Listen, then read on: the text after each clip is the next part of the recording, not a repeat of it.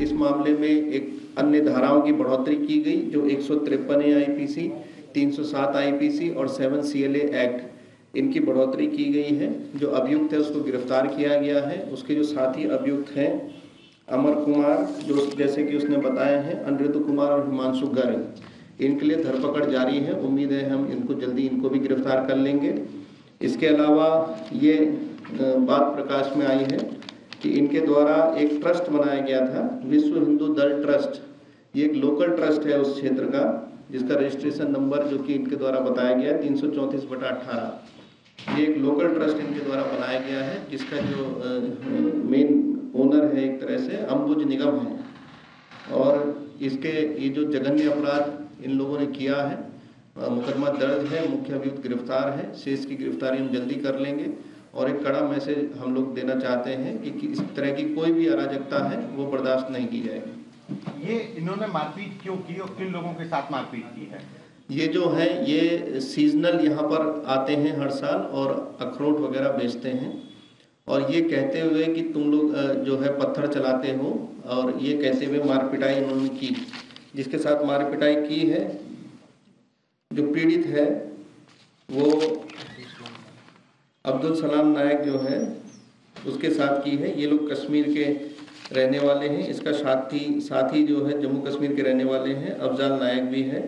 इसका स्थायी पता जो अफजाल इनका है, ये कुलग्राम जम्मू कश्मीर का बताया गया। क्या सर अभी तक ऐसा कुछ सामने निकल के आया है इन्होंने किसी के कहने पे वारदात को अंजाम दिया है? ये जो इनका जो ये ट्रस्ट यहाँ पर बना हुआ है, ये इसी ट्रस्ट का जो है ये अभी विवेचनाधीन है मामला। ये जो ट्रस्ट है, इस ट्रस्ट से जुड़े हुए लोग ही हैं इसमें। तो ये जो संभावना अब तक जो विवेचना से लग रही है कि ये जो ट्रस्ट के लोग हैं, ये किसी सोच के तहत इन्होंने ऐसा कार्य किया है। जो गिरफ्तार हुआ है सर, पहले भी कोई आपराधिक मुकदमा दर्ज है? हाँ, उसके जो आपराधिक इतिहास हम लोगों ने अभी खंगलवाया है।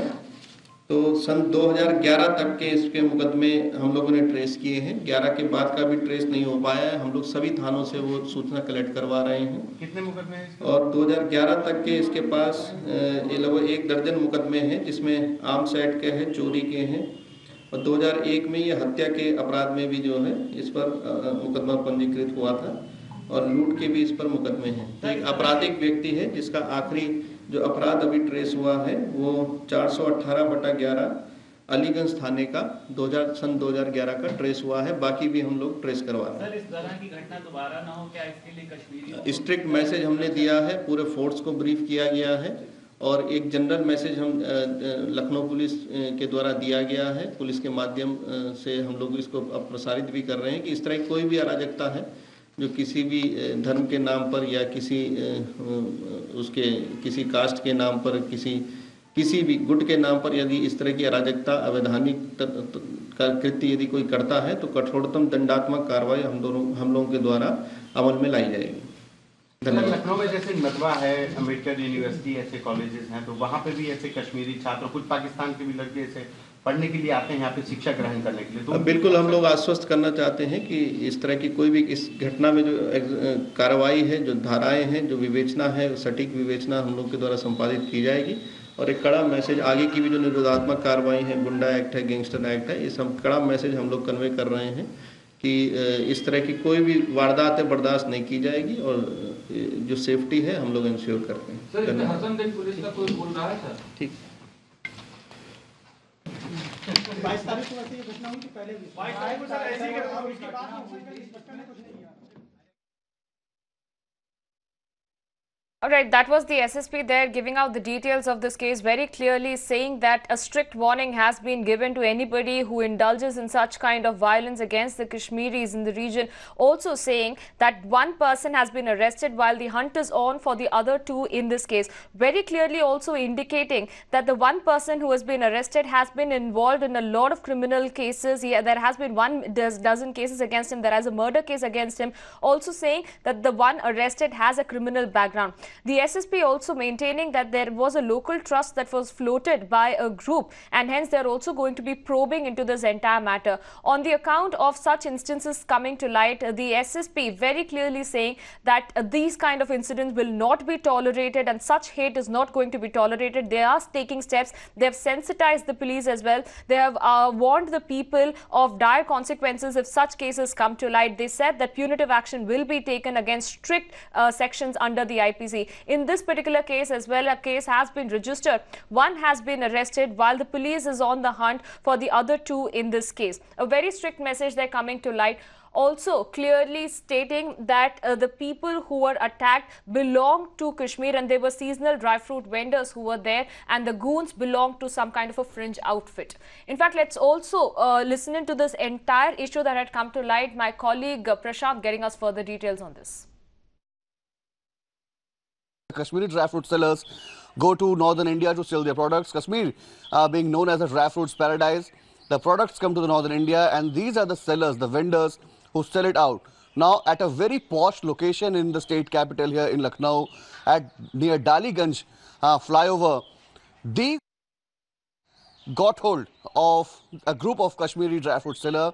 They trashed them, they throttled them, they threw off all their products, and they did not even stop at that. They went ahead and posted the entire incident, what they called was their bravery, on Facebook, saying that perhaps we have set today an example and this will scare the Kashmiris. Stone pelting happening in Kashmir is something that, in a way, irritated them, and it was following that these set of people tried to take law in their own hands, went berserk and tried to carry out an attack. It was only after a massive social media outcry and the video which went viral that the UP police was forced to act. It was only post midnight that a FIR was registered, and in the midnight raids, one person has been arrested. And earlier, we in fact spoke to the UP DG Law and Order, Anand Kumar, who said that the police will ensure that such incidents are not repeated again. Let me tell you, this is a very unfortunate incident which has happened, and we have taken cognizance of the incident, registered a case and arrested one person. The others are being identified. And let me tell you, we'll crack down on such people with the entire force of the law. No one shall be allowed to violate the law and be allowed to take law into their own hands. And the Honorable Supreme Court is also seized with the matter. They have issued guidelines which we have circulated to all districts, and we will further reinforce the guidelines of the Honorable Supreme Court and ensure that nobody indulges in such things, and if anybody does so, the strongest possible action of law will be executed against those persons. As you rightly pointed out, this is a one-off incident which has happened in UP, and we will ensure that such incidents do not recur in UP. We will crack down on such people with the strongest might of the law, and therefore we will set an example and not indulge in such kind of activities. And we will, apart from reiterating the Honorable Supreme Court's guidelines, for strict compliance to everyone.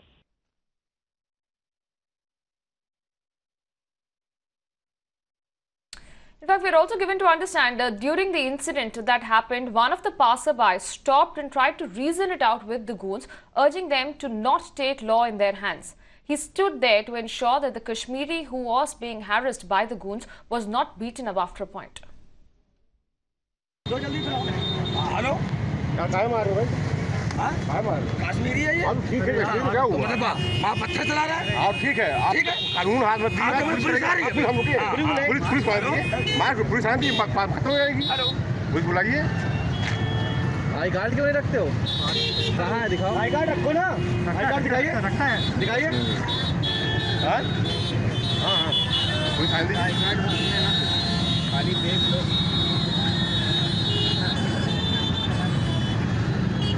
Police के भाई कोई अरे आया police से आया उसका भी hello यहाँ पुलिस बैठी नहीं पुलिस आया मोहम्मद अफसान आया पुलिस आया है मुझे बता आगे मेरे को ये है क्या जल्दी हेलो क्या मार रहे हो भाई? हाँ मार